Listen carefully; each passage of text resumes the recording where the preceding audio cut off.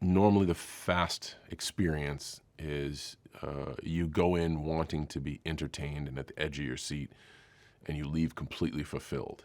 And they end with a toast and a recap, and it's essentially a chapter is closed, and let's see what happens next. Maybe a button after the credits. This is not that. This obviously sets the stage for something larger, and in that way, it's unfamiliar territory for the Fast mythology, and I think that's the major thing that was different. You're left in suspense. You're left, wanting answers. It's a very different vibe than any of the other chapters of Fast and Furious. The Toretto family has been targeted by Dante, and this is a true revenge strategy. And Dom calls on his little brother to help protect his son because he doesn't want to put his sister in that crossfire. He wants his sister to get to safety with Brian and their family. And, I'm called in to kind of be a guardian to little B.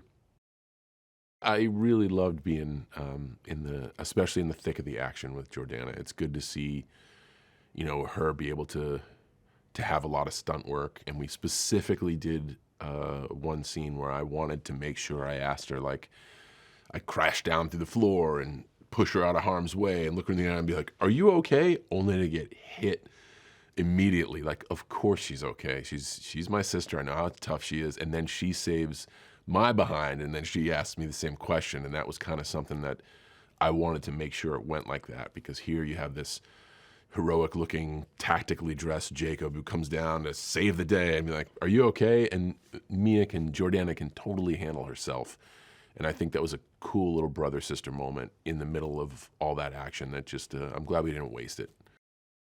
So Patrick and Olivier put together this fight, and because it's you have action strictly on Mia and strictly on Jakob, it takes place over 2 stories of the Toretto house.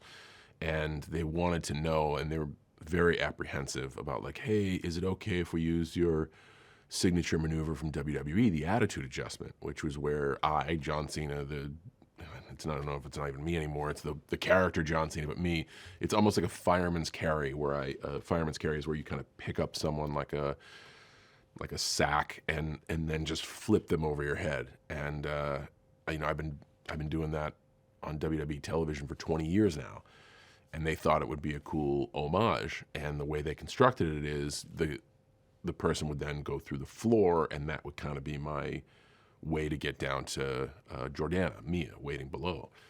And I thought it would be awesome.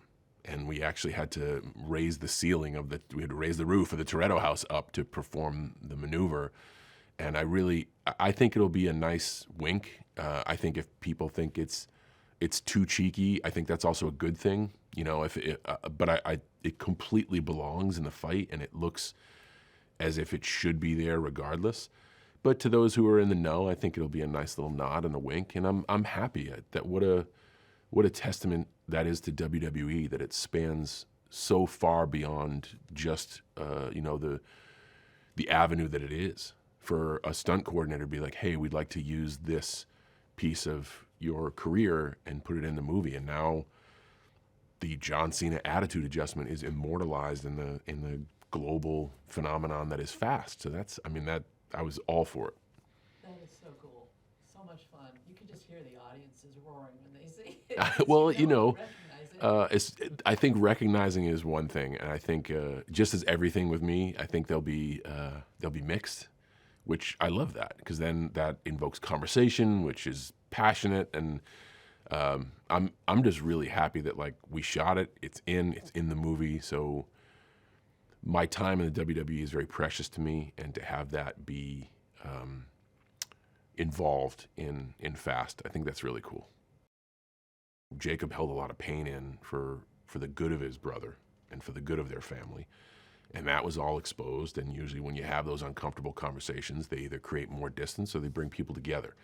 And Dom, as always, he never turns his back on family, and once he found out the other side in a very Dom way, was very empathetic and gave Jakob an olive branch. And I think that's that kind of took the evil edge off of Jacob. He got what he wanted, and he didn't have to ruin any more people's path. So in thinking of that and in crafting, like, okay, what do we do now? Especially when they paired me with Leo, who is just phenomenal.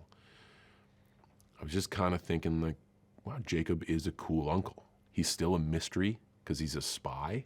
So he's the opposite of Dom, whereas Dom is in, like, come in the loudest fashion possible, break as many things as I possibly can, announce to people that I'm here, and if you're in the room standing, you're about to get dropped. Like, Jacob is smooth. He's under the radar. He's a mystery. Jacob's goal is to protect B at all costs, and he makes a promise to Mia that he will protect little B with his life. And I think Jacob has places that he feels are secure, the safe house. And even when the safe house becomes compromised, there's always another step, another plan. They have, and the cool thing is B and Jacob have worked on this cannon car together, and it's really cool looking. I don't know how they took a 66 or 67 El Camino and made it into like this Mad Max 4-cannon thing that shoots milk carton-sized shells to clear paths and to get out of harm's way. It really is a cool moment for the duo. Like, you really see them kind of hit their stride, and then right in what you think a wonderful moment is going to be, it takes a bit of a turn.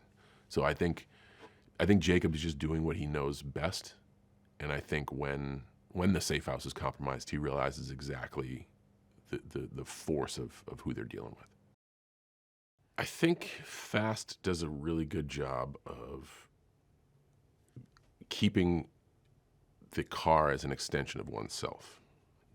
The Charger with the supercharger or blower motor is such a direct reflection of Dom.